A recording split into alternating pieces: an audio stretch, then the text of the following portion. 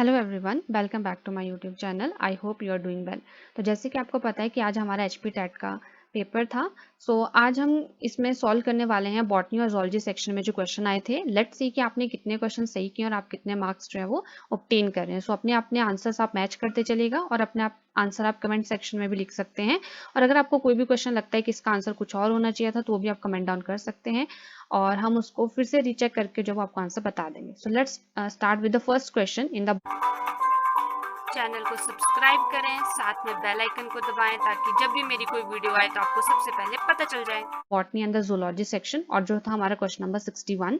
The question is pollen grain can be stored for the several year in the liquid nitrogen having a temperature of. तो यहाँ पे बोला कि जो pollen grain है उनको हम स्टोर करके रख सकते हैं काफी ज्यादा सालों तक इन लिक्विड नाइट्रोजन के अंदर having a temperature of -196 degree Celsius. तो आपको पता है कि जनरली जो हमारे लिक्विड नाइट्रोजन होता है उसका जो हम टेम्परेचर रखते हैं वो रखते हैं -196 डिग्री सेल्सियस। तो इस टेम्परेचर के ऊपर हम pollen grains को काफी ज्यादा ईयर्स तक जो वो स्टोर करके रख सकते हैं। आई होप आप सबका भी यही आंसर होगा। Now let's move to the next question. वो है where does the fertilization take place in human female. तो ह्यूमन फीमेल के अंदर जो वो फर्टिलाइजेशन कहाँ होती है। तो हमें सबको पता है ये जो फर्टिलाइजेशन होती है वो होती है फिलोपियन ट्यूब के अंदर। और अगर हम इससे भी ज्यादा स्पेसिफिक आंसर की बात करें तो एम्पुला इस्थमस जंक्शन के ऊपर होती है, जो कि अगेन फिलोपियन ट्यूब के अंदर एक रीजन होता है जहां पर फर्टिलाइजेशन होती है। आई होप आपका ये भी आंसर जो वो सही होगा। Now let's move to the next question जो हमारा क्वेश्चन नंबर 63। यहाँ पे बोला गया stomatal movement is not affected by. कि जो स्टोमेटा की मूवमेंट है, मूवमेंट से हमारा मतलब है कि उसकी जो ओपनिंग है और जो उसकी क्लोजिंग है वो किस चीज से अफेक्टेड नहीं होती है। तो इसका जो हमारा सही आंसर होगा वो होगा option number B, which is the oxygen concentration. क्योंकि हमें पता है चाहे हमारा टेम्परेचर हो, चाहे वो लाइट हो और कार्बन, सबसे ज्यादा हम देखते हैं कि जो लाइट एंड जो कार्बन डाइऑक्साइड की कंसंट्रेशन होती है वो मेन रोल प्ले करती है during the stomatal movement. Temperature भी इसमें सम हाउ रोल प्ले करता है, बिकॉज टेम्परेचर अगर हाई होता है, लो होता है, जो कि हीट कंडीशन के करता है, वो भी स्टोमेटा की ओपनिंग एंड क्लोजिंग को अफेक्ट कर देता है। बट ऑक्सीजन की कंसंट्रेशन जो है स्टोमेटा की मूवमेंट को अफेक्ट नहीं करती। इसी वजह से आपने जो वो एक प्रोसेस भी सुनी होगी जिसे हम बोलते हैं फोटो रेस्पायरेशन। तो फोटो रेस्पायरेशन जो है वो इसी वजह से होती है क्योंकि हमारे स्टोमेटा क्लोज नहीं हो पाते हैं, चाहे बाहर कार्बन डाइऑक्साइड की कंसंट्रेशन, ऑक्सीजन की कंसंट्रेशन ज्यादा हो या कम हो, जिसकी वजह से प्लांट के अंदर फोटो रेस्पायरेशन देखने के लिए मिलती है। तो आई होप आपका आंसर सही होगा और आई होप आपको एक्सप्लेनेशन के साथ आपको पता भी लग रहा होगा कि आपका आंसर सही है या नहीं है। Now let's move to the next question, question number 64. Which book keep record of all the endangered species? तो इनमें से कौन सी ऐसी किताब है जो कि सारी की सारी endangered species, मतलब endangered species वो species होती हैं जो कि एक संकट में है कि वो जो है वो नियर फ्यूचर जो है वो एक्सटिंक्ट हो सकते हैं। तो इसका सारा का सारा डाटा जो रेड बुक डाटा बुक के अंदर होता है। तो आई होप आपका जो ऑप्शन नंबर डी है वो सही होगा। Now let's move to the question number 65 जिसमें पूछा गया world ozone day is celebrated on. तो जो वर्ल्ड ओजोन डे कब सेलिब्रेट किया जाता है वो किया जाता है 16th ऑफ द सितंबर को, जो जल्द ही आने वाला है। Now let's move to the next question which is question number 66। इसी के साथ में ये बोलूं कि जो भी हिंदी में क्वेश्चन दिए गए हैं, क्वेश्चंस भले ही मैं इंग्लिश में रीड कर रही हूँ, आंसर आपका सबका सेम है। जैसे यहाँ पे रेड डाटा बुक लिखा हुआ है तो इसका आंसर भी डी ही होगा। तो आप हिंदी में जिन्होंने आंसर दिया है वो भी अपने आंसर साथ में मैच कर सकते हैं। हमारा नेक्स्ट क्वेश्चन है डेंटल फॉर्मूला ऑफ ह्यूमननेस। तो ह्यूमन का जो डेंटल फॉर्मूला है वो क्या होता है। तो हमारा आंसर होगा बी, 21 23 21 23। इसका मतलब क्या है, जो हमारे टीथ होते हैं उसमें जो हाफ रीजन होता है वो उसी तरफ के बताए होते हैं। मतलब अगर हमारे जो दांत हैं इस तरह से हैं तो इसमें से सिर्फ हाफ रीजन वाले हैं उसको बताया गया कि इसमें 2 इंसीजर्स होते हैं, 1 कैनाइन होता है, 2 प्रीमोलर होते हैं, 3 मोलर होते हैं। तो इतने ही इस तरफ को पाए जाएंगे, उतने ही इस तरफ को पाए जाएंगे, ये हमारे अपर जा में होंगे और उतने ही सेम हमारे लोअर जा में पाए जाएंगे। तो टोटल मिला के फिर ये 32 हो जाते हैं। ठीक है। Now let's move to the next question which is question number 67. So black rot of cruciferous is caused by। तो black rot of cruciferous ये जो एक डिजीज है वो किसके थ्रू फैलाई जाती है। तो यहाँ पे ऑप्शन ये fungus, bacteria, virus and none of the तो हमें बहुत अच्छे से पता है ये जो डिजीज है वो बैक्टीरिया से होती है। बहुत बार हमें कंफ्यूजन हो जाता है जैसे ब्लैक रॉट हो गया, ये ऐसी जैसी आप जब भी डिजीजेस के बारे में सुनते हो तो आपको लगता है कि डिजीज जो जनरली फंगस की वजह से हुई होगी। तो मे भी हो सकता है कि आपने इस क्वेश्चन को रॉन्ग कर दिया हो, बट इसका जो सही आंसर होगा वो है बैक्टीरिया। और जो बैक्टीरिया उसका नाम भी मैंने यहाँ पे लिख दिया है, ज़ैंथोमोनास कैम्पेस्ट्रिस। तो इसकी वजह से जो वो ब्लैक रॉट ऑफ क्रूसीफेरस होती है। Now let's move to the next question which is question number 68। In algae the photosynthetic pigments are present. जो एल्गी होती है उसमें फोटोसिंथेटिक पिगमेंट्स कहाँ पाए जाते हैं, तो वो हमारे क्लोरोप्लास्ट के अंदर ही पाए जाते हैं। क्योंकि आपको वैसे भी पता है कि जो एल्गी होती है उसके अंदर क्लोरोप्लास्ट पाया जाता है और वो भी जो वो फोटोसिंथेसिस परफॉर्म करती है जनरली, जैसे कि बाकी के और बाकी के जो हायर प्लांट्स करते हैं, ग्रीन प्लांट्स करते हैं। Now let's move to the next question. Colour blindness is due to the defect of. जो कलर ब्लाइंडनेस की डिजीज होती है, कलर ब्लाइंडनेस की वजह से ये होता है कि हम जो कलर्स के बीच में डिस्टिंग्विश नहीं कर पाते हैं अच्छे से कि कौन सा वाला कलर कौन सा है। तो ये वाली जो डिजीज है वो किसकी वजह से होती है, वो होती है हमारे पास कोन्स की वजह से। अब आप सोचोगे इसका आंसर रॉड्स क्यों नहीं, क्योंकि रॉड्स जो होती है वो जनरली वो वाले रिसेप्टर्स होते हैं जो रात के टाइम पे, मतलब जो डिम लाइट के अंदर काम करते हैं, और जो कोन्स होते हैं वो ब्राइट लाइट के अंदर और जो कलर को डिस्टिंग्विश करने में काम करते हैं। इसलिए जो अगर कोन्स के अंदर डिफेक्ट होगा तभी हमारे पास जो है कलर ब्लाइंडनेस की डिजीज हो सकती है। सो नाउ नेक्स्ट क्वेश्चन है question number 70। An event unique to angiosperm is the. इनमें से कौन सा ऐसा इवेंट है जो एंजियोस्पर्म के अंदर एकदम यूनिक पाया जाता है। तो इसका जो सही आंसर होगा वो होगा ऑप्शन नंबर ए, जिसे हम बोलते हैं डबल फर्टिलाइजेशन। डबल फर्टिलाइजेशन का मतलब होता है कि जो एक मेल गैमीट होता है हमारे पास, वो एग के साथ फ्यूज करता है और एक मेल गैमीट हमारे पास सेंट्रल न्यूक्लियाई से फ्यूज करता है, जिसको हम एक और नाम देते हैं ट्रिपल फ्यूजन। ठीक है, जिसको हम एक और नाम देते हैं ट्रिपल फ्यूजन, और इसी को हम जो वो डबल फर्टिलाइजेशन का नाम देते हैं। और ये जो डबल फर्टिलाइजेशन की प्रोसेस है आप किसी भी और प्लांट या किसी भी और किंगडम या फाइला के अंदर नहीं देखोगे। ठीक है, तो इसलिए इसका जो सही आंसर होगा वो होगा ऑप्शन नंबर ए। बाकी sexual reproduction, pollination, spore formation आप औरों के अंदर भी देख सकते हो, पर डबल फर्टिलाइजेशन स्पेसिफिक होता है toward the angiosperm. Now the next question है, who was awarded a Nobel prize for the development of PCR technique. जो पीसीआर टेक्निक है जिसको हम पॉलीमरेज चेन रिएक्शन भी बोलते हैं, इसके बारे में आपने बहुत ज्यादा सुना होगा ड्यूरिंग द कोविड। सो हम एक्सपेक्ट कर सकते थे कि आपको लेटेस्ट से जो क्वेश्चन पूछा जा सकता है। तो पीसीआर टेक्निक जो है वो किसको अवार्ड मिला था, नोबेल प्राइज मिला था पीसीआर टेक्निक को डेवलप करने के। तो इसके हमारे पास जो आंसर होगा ऑप्शन नंबर सी, कैरी म्यूलस। इसके साथ इन्होंने जो था ये शेयर किया था माइकल स्मिथ के साथ 19 समथिंग के अंदर, इसको उन्होंने नोबेल प्राइज को शेयर किया था इनके साथ। ठीक है, तो बट मेन जो हम नाम पढ़ते हैं वो इन्हीं साइंटिस्ट का पढ़ते हैं।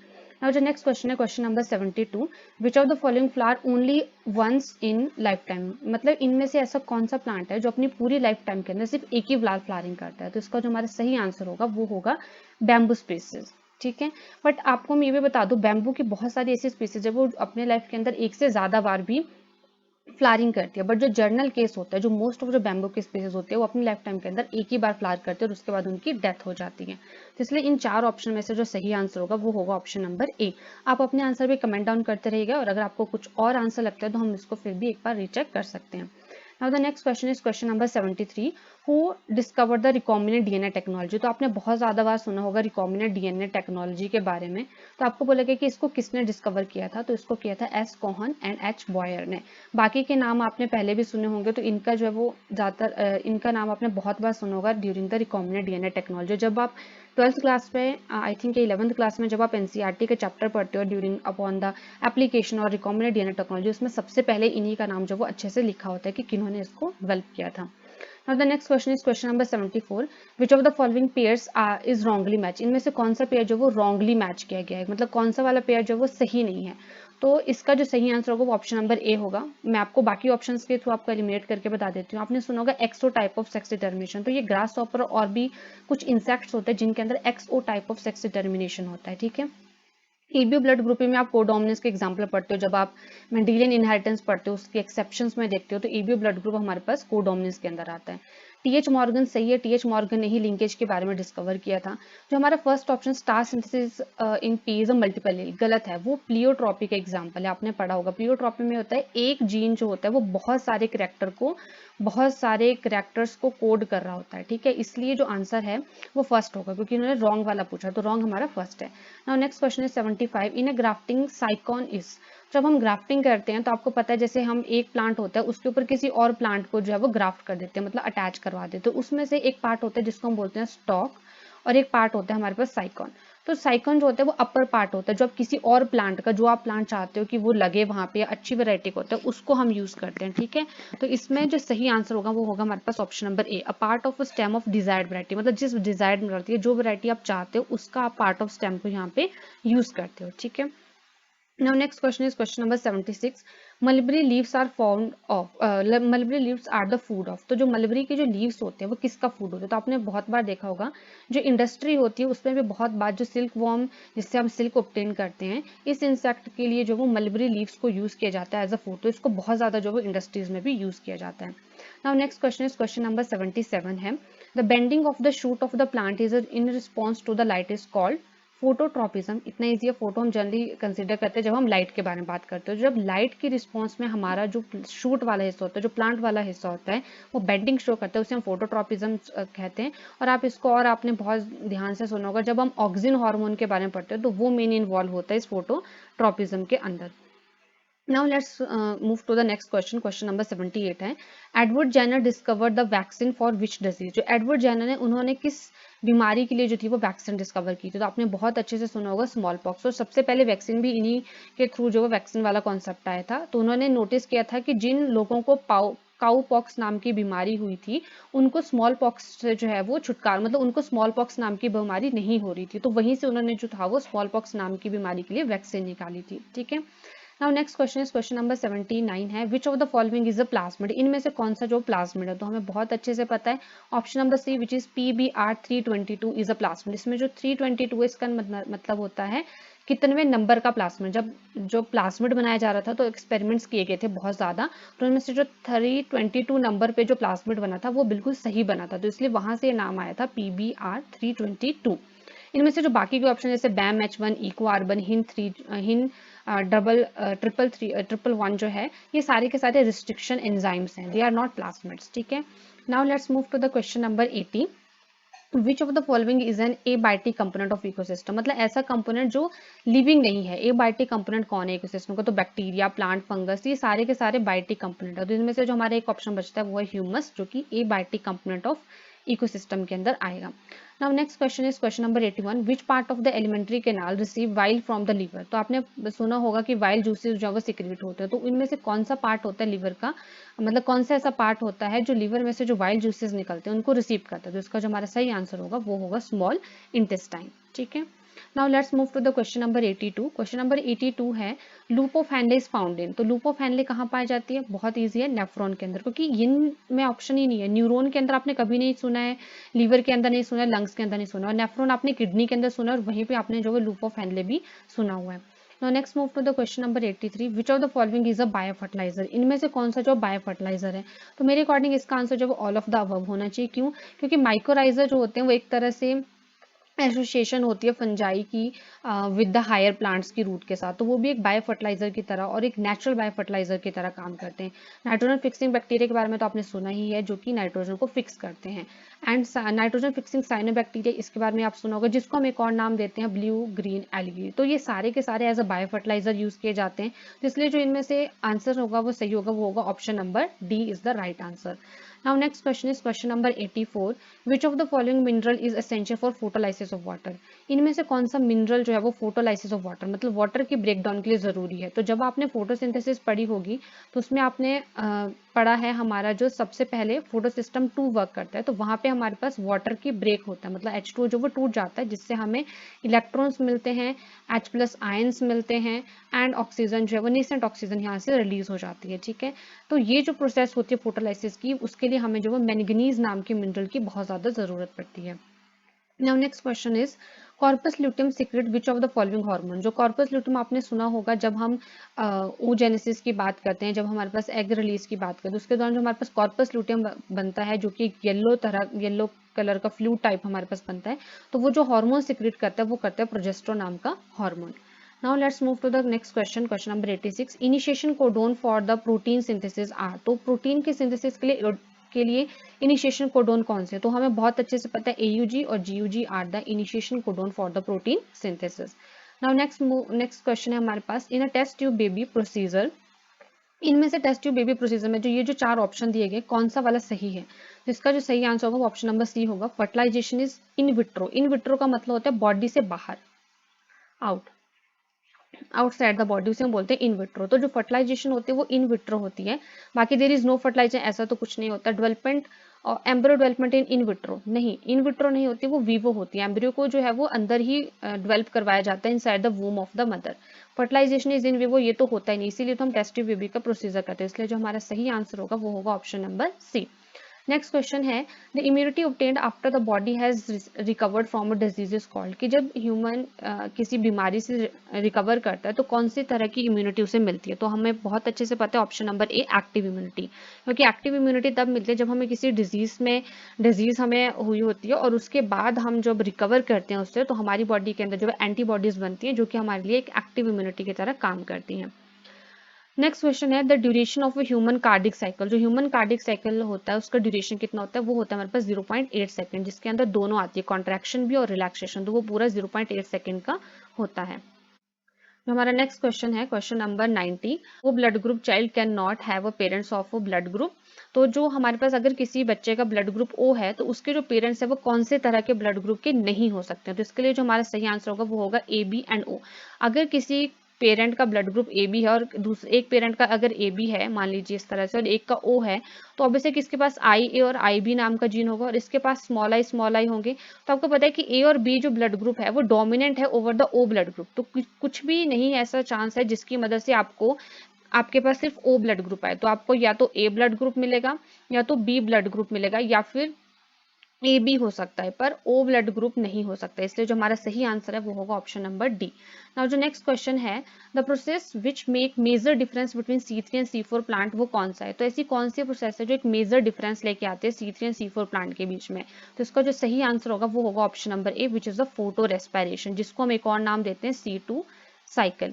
बहुत केल्विन साइकिल भी बहुत सारे लोगों को ऑप्शन मुझे लगता है हो सकता है कि लगा हो कि केल्विन साइकिल होगा, पर हमने ध्यान रखना है चाहे उसका नाम C4 प्लांट हो चाहे उसका नाम C3 प्लांट हो चाहे हमारे पास कैम प्लांट हो, केल्विन साइकिल सब में होता है, क्योंकि ग्लूकोज को बनाने का जो प्रोसीजर है वो सेम है, केल्विन साइकिल सब में होगा, बट उनमें जो एक्स्ट्रा चेंजेस होती है वो उनको C4 प्लांट और कैम प्लांट नाम देके जाती हैं। जो C3 प्लांट होते हैं उनके अंदर फोटो रेस्पिरेशन होती है, इसी से बचने के लिए जो C4 प्लांट होते हैं वो C4 साइकिल चलाते हैं, ठीक है। तो इसलिए जो हमारा सही आंसर होगा वो होगा option number A.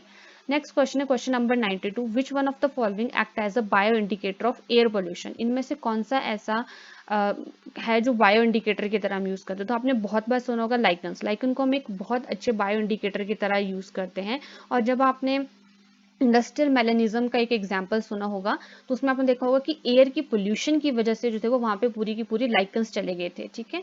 Now next question question number 97 है बीटी कॉटन इज नॉट, इनमें से बीटी कॉटन क्या नहीं है। तो फर्स्ट ऑप्शन है जेनेटिकली मॉडिफाइड प्लांट, तो जेनेटिकली मॉडिफाइड प्लांट तो वो है। बी ऑप्शन है इंसेक्ट रेजिस्टेंट, राइट, वो इंसेक्ट से रेजिस्टेंट प्रोवाइड करवाता है। थर्ड ऑप्शन है bacterial gene expressing system, right, जो बीटी कॉटन है उसके अंदर जो हम जीन ऐड करते हैं जिसकी मदद से वो इंसेक्ट्स से खुद को बचा पाता है वो बैक्टीरिया से निकला होता है, जहां से ये नाम पड़ा है बीटी बैसिलस थ्रिंजेनेसिस, जो कि एक बैक्टीरिया है। तो सी ऑप्शन भी सही है। इसका जो आंसर है वो होगा D resistant to all pesticide. ये स्टेटमेंट रॉन्ग है, रेजिस्टेंट टू ऑल पेस्टिसाइड नहीं, वो सिर्फ स्पेसिफिक टाइप ऑफ इंसेक्ट के लिए ही जो है वो रेजिस्टेंट शो करता है। तो इसलिए यहाँ पे नॉट पूछा गया था, तो नॉट हमारे पास डी ऑप्शन है, तो हमारा सही आंसर जो है वो डी हो जाएगा। नेक्स्ट क्वेश्चन है the correct surgical procedure as a contraceptive method is, जो करेक्ट सर्जिकल मेथड है फॉर कॉन्ट्रासेप्टिव मेथड वो हमें पता है, ऑप्शन नंबर सी हो जाएगा हमारे पास, ठीक है। नेक्स्ट क्वेश्चन नंबर 99 है the chemical test use for the diagnosis of the typhoid is, तो टाइफाइड की डायग्नोसिस के लिए हम कौन सा टेस्ट यूज करते हैं। ऑब्वियसली इतना इजी सा हमारा सा विडाल टेस्ट यूज करते हैं हम, राइट। इनमें से आपने कोई भी टेस्ट नहीं सुना होगा, इसको तो आपने बहुत ज्यादा RT-PCR तो आपने आजकल बहुत ज्यादा कोविड के केस में भी सुना होगा। Now next question है question number 100, to which one of the following categories does adipose tissue belong, जो एडिपोज टिश्यू होते हैं इनमें से कौन सी कैटेगरी को बिलोंग करते हैं। तो इसका जो सही आंसर होगा वो होगा option number B which is a connected, और हम इनको लूज कनेक्टिव टिश्यू की कैटेगरी में लेके आते हैं, तो हमारा जो सही आंसर होगा वो हो जाएगा option number B. Now next question है question number 101, starch is a polymer of, starch जो वो किसका पॉलीमर है। तो बहुत इजी आंसर है हमारा ऑप्शन नंबर ए ग्लूकोज। अब आपको लगा होगा फ्रुक्टोज सुक्रोज माल्टोज, ये सारे के सारे जो वो समहाउ स्टार्च की डिग्रेड करने के बाद हमारे पास जो वो कई बार ऐसे प्रोडक्ट बन जाते हैं, बट जो स्टार्च होते हैं वो मेनली पॉलीमर ऑफ ग्लूकोज होता है। इसमें अंदर आपको एक अल्फा अमाइलेज नाम का बन जाता है और एक अल्फा अमाइलोपैक्टिन बन जाता है। तो इन दोनों के बीच में डिफरेंस बस इतना सा होता है कि अल्फा अमाइलेज में सिंपल ग्लूकोज पॉलीमर जुड़ होते हैं, अमाइलोपैक्टिन के अंदर जो वो आपको ब्रांचिंग भी देखने के लिए मिल जाती है, पर होते सारे के सारे ही ग्लूकोज के ही बने हुए होते हैं, ठीक है। Now let's move to the next question, which of the following condition is called monosomic, इनमें से कौन सी कंडीशन जिसको मोनोसोमिक बोलेंगे। तो हमारा सही आंसर है ऑप्शन नंबर डी 2n-1, क्योंकि इसमें जो एक पेयर ऑफ होमोलोगस क्रोमोसोम जो वो मिस होता है, ठीक है। इनमें से आपको दिख रहा है ये प्लस हो रहा है, तो प्लस में हम इसको ट्राइसोमी बोलेंगे। ये हमारे पास दो एक्स्ट्रा क्रोमोसोम ऐड हो रहे हैं, ठीक है। इसमें हमारे पास हैप्लॉइड में 1 क्रोमोसोम ऐड हो रहा है, तो हमारे पास मोनोसोमी पूछा, तो उसका जो सही आंसर होगा वो होगा option number D. Next question है, in India tropical rain forest occur है। जो इंडिया है उसके अंदर ट्रॉपिकल रेन फॉरेस्ट जो है कहाँ होते हैं? इजी आंसर है हमारे पास अंडमान। जो हमारे अंडमान निकोबार आइलैंड है वहां पे हमें ट्रॉपिकल रेन फॉरेस्ट देखने के लिए मिलते हैं। Now next question is question number 4, a cell plate is laid during. Cell plate कब आपको देखने के लिए मिलती है, कब जैसे बनती है? तो आपको पता है साइटोकाइनेसिस नाम से आपको पता लगा, जब सेल जो है, एक सेल जो है वो खुद को 2 सेल के अंदर तोड़ रहा होता है, मतलब toward the end of the cell division. तो यहाँ पे हमारे पास जो प्लेट बनती है उसे हम बोलते हैं सेल प्लेट, जो वो साइटोकाइनेसिस हम इस प्रोसेस को बोलते हैं। तो हमारा जो सही आंसर होगा वो होगा option number A. Now next question is, cyanobacteria are classified under. Cyanobacteria को हम किसके अंदर क्लासिफाई करते हैं? तो इसको हम क्लासिफाई करते हैं अंडर द एल्गी के अंदर, जिसको हम ब्लू ग्रीन एल्गी भी बोलते हैं। जो साइनोबैक्टीरिया इसको हम एल्गी के अंदर लेते हैं, ठीक है। नेक्स्ट है, the life span of human RBC is about. तो हमारा जो सही आंसर है वो 120। अगर आप एनसीबीआई की वेबसाइट पे देखोगे, जो कि एक प्रॉपर ऑथेंटिकेटेड वेबसाइट होती है जिसके ऊपर रिसर्च पेपर आपको देखने को मिलते हैं, तो उसमें 115 डेज बताया हुआ है। बट हम ऑन एन एवरेज जनरली हम जब एनसीईआरटी की बुक पढ़ते हैं तो वहाँ पे 120 डेज ही लिखा हुआ होता है। नेक्स्ट क्वेश्चन है, विच of the following is oviparous. इनमें से कौन सा जो वो ओविपेरस है? तो अगर आप एक सेकंड के लिए अगर आप इसको देखोगे तो जनरली ये सारे के सारे मैमल्स की कैटेगरी में आते हैं, और मैमल्स में आपने ज्यादातर पढ़ा है कि वो विविपेरस होते हैं, मतलब वो डायरेक्टली यंग वंस को जो है वो जन्म देते हैं। बट इनमें से जो एक ऑप्शन है जिसको हम बोलते हैं प्लेटिपस, ये जो है वो ओविपेरस है, बाकी सारे के सारे विविपेरस आते हैं। नेक्स्ट क्वेश्चन है question number 8, oral contraceptive pill contain small amount of. Oral contraceptive pills होते हैं उनके अंदर small amount of oestrogen and progesterone hormone होते हैं, जो कि सिंथेटिकली बनाए गए होते हैं, ठीक है। नाउ जो नेक्स्ट क्वेश्चन है क्वेश्चन नंबर 109 है, common problem of the I is. जो कॉमन प्रॉब्लम आई के अंदर वो सारी की सारी जनरली कॉमन प्रॉब्लम है, तो ऑल ऑफ अबव है।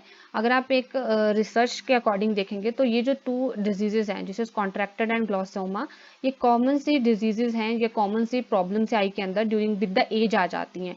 तो हमारे पास 2 ऑप्शन एक साथ नहीं हो सकते, तो हम तीनों को एक साथ लेके ऑल ऑफ द हमारा सही आंसर हो जाएगा।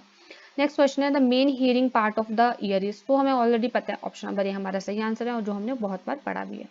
नेक्स्ट क्वेश्चन है question number 111, first polar body is formed at which stage of oogenesis। तो oogenesis की कौन से स्टेज के ऊपर जो हमें जो वो फर्स्ट पोलर बॉडी देखने के लिए मिल जाती है? तो वो होती है मियोसिस 1। वैसे तो जो प्रोफेज 1 होता है उसके दौरान जो हमारे पास मियोसिस है वो रुक जाती है बिफोर बर्थ। जैसे ही बर्थ हो जाता है उसके बाद हमारे पास जो मियोसिस है वो कंटिन्यू होती है, और वहां पे हमारे पास पोलर बॉडी की फॉर्मेशन होती है। तो मियोसिस 1 के खत्म होने से पहले पहले हमारे पास जो फर्स्ट, मतलब मियोसिस 1 के खत्म होते हमारे पास फर्स्ट पोलर बॉडी की फॉर्मेशन होती है, ठीक है। नेक्स्ट क्वेश्चन बोला गया, reduction in a vascular tissue, mechanical tissue and cuticle is a characteristic of. कि अगर हमारे पास वेस्कुलर टिश्यू कम हो जाए, मैकेनिकल टिश्यू कम हो जाए और क्यूटिकल कम हो जाए, तो किसका कैरेक्टरिस्टिक है? तो बहुत इजीली हम बोल सकते हैं हाइड्रोफाइट का कैरेक्टरिस्टिक है। क्यों? क्योंकि हाइड्रोफाइट्स में वेसिकल टिश्यू नहीं होंगे, मतलब हमारे पास जाइलम नहीं होगा, तो आपको कोई जरूरत भी नहीं है जाइलम, क्योंकि वो ऑलरेडी पानी में है बहुत ज्यादा, ठीक है। एंड मीजोफाइट में तो होते हैं, जीरोफाइट के अंदर भी बहुत ज्यादा अच्छे से डेवलप होते हैं, क्योंकि उनको पानी बहुत नीचे से रूट से एब्जॉर्ब करना होता है। और एपीफाइट्स तो वो प्लांट होते हैं जो दूसरे प्लांट के ऊपर ग्रो करते हैं, बट स्टिल उनको भी वेस्कुलर टिश्यू की जरूरत होती है, उनको मैकेनिकल टिश्यू की जरूरत होती है, उनको क्यूटिकल की जरूरत होती है जो एपीफाइट होते हैं, पर हाइड्रोफाइट को इन तीनों में से किसी भी चीज की जरूरत नहीं होती है। Now moving to the next question, that is the embryo at 16 cell stage is known as morula। हमें बहुत अच्छे से पता है जब एम्ब्रियो 16 सेल का हो जाता है तो स्टेज को मोरुला बोलते हैं, ठीक है। नेक्स्ट क्वेश्चन है, ट्रांसवर्स बाइनरी फ्यूजन अकरिंग। जो ट्रांसवर्स बाइनरी फ्यूजन होता है वो किसके अंदर होता है? तो ट्रांसवर्स बाइनरी फ्यूजन हमें देखने के लिए मिलता है पैरामीशियम के अंदर। जो सीरिएटेड ऑर्गेनिजम्स होते हैं उनके अंदर ट्रांसवर्स बाइनरी फ्यूजन होता है, उसमें से जो बेस्ट एग्जाम्पल हमारे पास वो है पैरामीशियम का। नेक्स्ट क्वेश्चन है, which one of the following is example of ex situ conservation. Ex situ conservation का मतलब होता है कि जब हम किसी ऑर्गेनिज्म को उसके नेचुरल हैबिटेट से निकाल के कहीं और प्रिजर्व करते हैं, कहीं और उसको कंजर्व करके रखते हैं, उसे हम बोलते हैं एक्स सूटो कंजर्वेशन। तो इसमें से जो सही आंसर होगा वो होगा सीड बैंक, क्योंकि natural park, wild life sanctuary, scared group जो होते हैं, इन सब एरिया के ऊपर आप नेचुरली उन एनिमल्स को या उन प्लांट्स को कंजर्व करके रख सकते हो, जो उनका नेचुरल हैबिटेट होता है। नेक्स्ट क्वेश्चन है, the main function of insulin hormone is to. तो हमें बहुत अच्छे से पता है इंसुलिन हार्मोन का मेन फंक्शन होता है डिक्रीज द ब्लड शुगर, मतलब जो ब्लड के अंदर शुगर है उसके लेवल को डिक्रीज करना उसका मेन काम होता है। नेक्स्ट क्वेश्चन है, who propose the chemical evolution of the life. की लाइफ की जो केमिकल इवोल्यूशन है उसको किसने प्रपोज किया था, आपने बहुत अच्छे सुना, ओपरेन हैरडन का, और उनका आप एक्सपेरिमेंट भी बहुत बार पढ़ते हो। तो जो केमिकल इवोल्यूशन मतलब केमिकली जो है वो हमारे इवोल्यूशन या इवॉल्व हुए हैं हम लोग, उसके बारे में जो ओपरेन एंड हैरडन ने दिया था, जो आप बहुत बड़ा एक एक्सपेरिमेंट भी पढ़ते हो। नेक्स्ट क्वेश्चन है fat soluble vitamin that regulate the blood clotting is. तो इनमें से कौन सा ऐसा विटामिन है जो कि फैट सॉल्युबल है और वो ब्लड की क्लॉटिंग करवाता है। तो आपने बहुत बार सुना होगा विटामिन के बारे में। नेक्स्ट क्वेश्चन है other than spreading malaria anopheles mosquito are also vector of. तो मलेरिया के बारे में तो आपने बहुत बार सुना होगा कि एनाफिलिस मॉस्किटो की वजह से होता है, जिसको हम और बोलते हैं फीमेल एनाफिलिस मॉस्किटो की वजह से होता है। बट इसके अलावा भी और भी बीमारियां करवाता है, जिनमें से वो एक और वेक्टर होता है, वो होता है फिलेरियासिस का, इसको हम एक और नाम देते हैं एलिफेंटेसिस भी। ठीक है। नेक्स्ट क्वेश्चन है question number 120, cell theory is not applicable for. जो सेल थ्योरी वो इनमें से किसके लिए एप्लीकेबल नहीं है, तो वो है वायरसेस, क्योंकि वायरस के पास जो वो अपनी मेम्ब्रेन नहीं होती है, वो अपने आप जो है वो खुद सेल्फ रेप्लिकेट नहीं कर सकता, उसको किसी होस्ट की जरूरत होती है जिंदा रहने के लिए। तो जो सेल होता है वो अपने सारे काम खुद कर सकता होता है, इसलिए इनमें से जो हमारा सही आंसर होगा वो होगा डी, क्योंकि डी जो है वो सेल थ्योरी को एक्सेप्ट नहीं करता है। ये बीच में से कुछ क्वेश्चन जो हमारे स्किप हो गए थे, जिसमें से हमारा क्वेश्चन नंबर 93 है, synthesis of one glucose molecule require dash reduce NADP molecule. तो कितने NADP मॉलिक्यूल की हमें जरूरत पड़ती है एक ग्लूकोज बनाने के लिए। तो हमें पता है एक ग्लूकोज को बनाने के लिए हमें अपने केल्विन साइकिल के C3 साइकिल को 6 बार घुमाना पड़ता है। और आपको पता है ड्यूरिंग द रिडक्शन स्टेप हमारे पास NADPH2 या आप बोल सकते हो NADP को रिड्यूस किया जाता है। तो जब आप इस स्टेप को 6 बार घुमाओगे और एक स्टेप में 2 NADPH2 यूज होते हैं, तो अगर हम बात करते हैं 6 स्टेप को घुमाने की, तो 6 इंटू अगर आप 2 करोगे तो टोटल 12 NADPH2 आपको रिड्यूस करने पड़ेंगे एक ग्लूकोज का मॉलिक्यूल बनाने के लिए, क्योंकि आपको पता है एक ग्लूकोज का मॉलिक्यूल 6 कार्बन से बना होता है। तो एक कार्बन डाइऑक्साइड के लिए हमें 2 NADPH2 यूज हो जाते हैं, तो 6 कार्बन के लिए हमें 12 हो जाएंगे। नेक्स्ट क्वेश्चन है the term ecology was first use by. जो टर्म इकोलॉजी सबसे पहले किसने यूज की थी, अर्नेस्ट हैकेल ने की थी। नेक्स्ट क्वेश्चन है the end product of oxidative phosphorylation. जो ऑक्सीडेटिव फॉस्फोरिलेशन होती है, या फिर आप बोल सकते हो जो आप इलेक्ट्रॉन ट्रांसपोर्ट चेन या इलेक्ट्रॉन ट्रांसपोर्ट सिस्टम पढ़ते हो इनका इनसाइड द माइटोकॉन्ड्रिया, तो वहां पे जब ऑक्सीडेटिव फॉस्फोरिलेशन होती है तो उसमें सबसे एंड में क्या बनता है। तो आपको बहुत अच्छे से पता है कि ATP बनती है एंड वाटर मॉलिक्यूल बनता है। हो सकता है आप लोगों को लगे ऑक्सीजन बनती हो, पर एंड में ऑक्सीजन इलेक्ट्रॉन को एक्सेप्ट करती है प्लस वाटर को एक्सेप्ट करती है, देन वो हमारे पास जो है वो H2O की फॉर्मेशन करवाते हैं। तो हमारे पास ATP प्लस H2O की फॉर्मेशन होती है। नेक्स्ट क्वेश्चन है the amino acid attach to the tRNA at its. तो जो अमाइनो एसिड होता है वो tRNA की कौन सी साइड पे बाइंड करता है, तो वो होती है 3' एंड, जिसको हम ACC या एक्सेप्टर आर्म भी बोलते हैं, जिसके ऊपर ACC कोडोन पाए जाते हैं एंड के ऊपर। तो ये जो 3' एंड होता है वहां पे हमारे पास अमाइनो एसिड जो है वो अटैच होते हैं tRNA के अंदर। So all these are the question जो हमारे आज के क्वेश्चन पेपर में आए हुए थे in the botany section and the zoology section. I hope आपको सारे क्वेश्चंस के आंसर मिल गए होंगे विद एक्सप्लेनेशन। सो अगर आपको कोई भी क्वेश्चन लगता है कि इसका आंसर कुछ और होना चाहिए तो आप कमेंट डाउन कर सकते हो, और आप साथ में ये भी कमेंट कर सकते हो कि आपके कितने क्वेश्चन जो है वो सही हुए और आपने कितना स्कोर किया। तो अगर आपको ये वीडियो अच्छी लगी हो तो वीडियो को लाइक करना, शेयर करना ना भूलें, साथ में चैनल को सब्सक्राइब करें, बेल आइकन को दबाएं ताकि आपको आगे की सारी नोटिफिकेशंस मिलती रहे। Thank you.